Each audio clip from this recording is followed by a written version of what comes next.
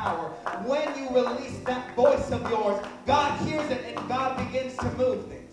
Let me give you a quick testimony. I was very depressed a year, maybe a little bit less than a year. I was extremely depressed in my house. And it lasted a few days. And my mom didn't try to talk me out of it. My mom didn't try to change things to make me my favorite food to see if that would cheer me up. You know what my mom would begin to do?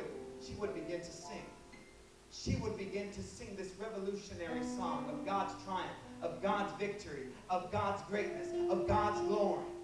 And little by little, I rose up from that depression because there was power in her song.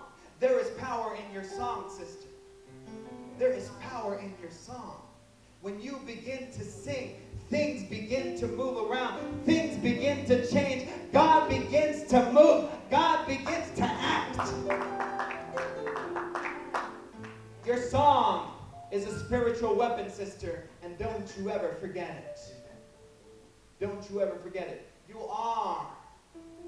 are from the same family of Mary and of Miriam and of Hannah. Those are your ancestors in the faith.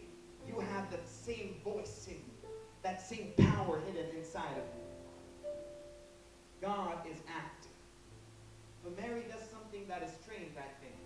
Because Mary sings, He has rescued His servant Israel. It's almost as if Mary is singing as if the resurrection has already happened. And it hasn't yet. The cross hasn't happened yet. Mary sings as if the miracle has already happened. What does that tell us?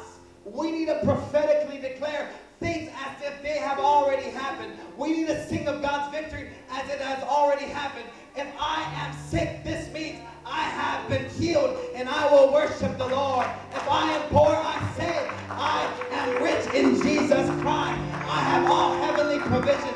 I have God's kingdom. But we need to praise God as if He's already done the miracle. He has rescued His servant Israel. Resurrection hasn't happened yet, but Mary begins to sing it. Mary already begins to witness it, and you must witness it as well. We sing as if it's already done, as has.